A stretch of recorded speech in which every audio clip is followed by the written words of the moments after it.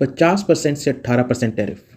India अब Russia से oil नहीं खरीदेगा और $500 बिलियन का अमेरिकन सामान खरीदेगा। सीरियसली, क्या ये सब रियलिटी है या फिर सिर्फ अमेरिकन वोटर्स के लिए एक पॉलिटिकल शो? सबसे पहले पूरे न्यूज़ को क्लियरली समझते हैं। ट्रंप ने पहले इंडिया पर टोटल 50% टैरिफ की बात की, 25% रेसिप्रोकल टैरिफ और 25% एक्स्ट्रा, क्योंकि इंडिया रशिया से ऑयल खरीद रहा था। अब वो कह रहे हैं कि out of respect for PM Modi tariff reduce करके 18% कर दिया गया है। सुनने में मैसिव रिलीफ लगता है, स्टॉक मार्केट खुश है, एक्सपोर्टर्स खुश है।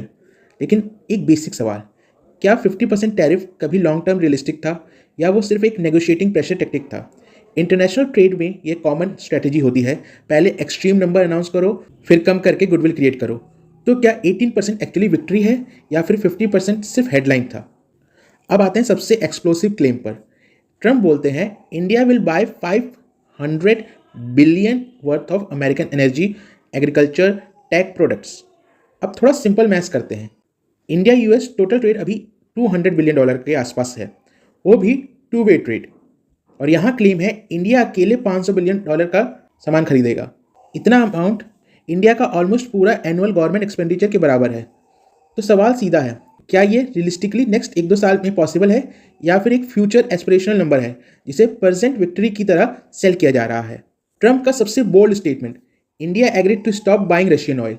ये लाइन कैजुअली बोली गई, लेकिन इसका इम्पैक्ट मैसिव हो सकता है। इंडिया अपना रफली 35 to 40% क्रूड ऑयल रशिया से इंपोर्ट करता है डिस्काउंटेड रेट्स पर।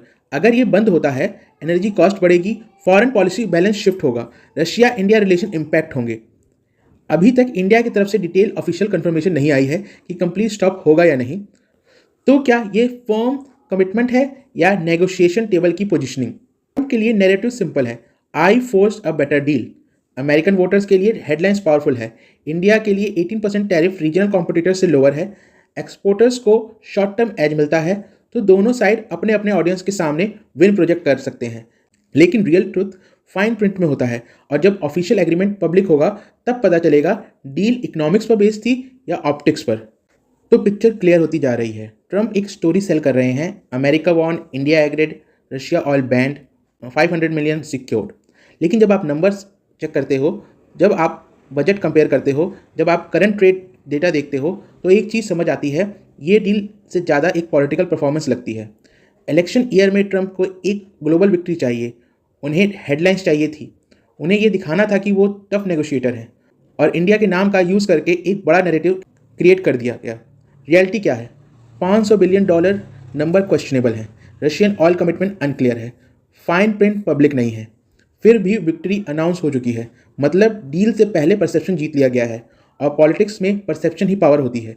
सवाल ये नहीं है कि टैरिफ 18% है या 50%, सवाल ये है क्या अमेरिकन पब्लिक को एक सिंप्लीफाइड एग्जैजरेटेड वर्जन सेल किया जा रहा है, और अगर हाँ तो ये सिर्फ ट्रेड नहीं, ये नैरेटिव इंजीनियरिंग है। अब असली टेस्ट होगा जब डॉक्यूमेंट पब्लिक होंगे, तब पता चलेगा डील थी या ड्रामा। आपको क्या लगता है?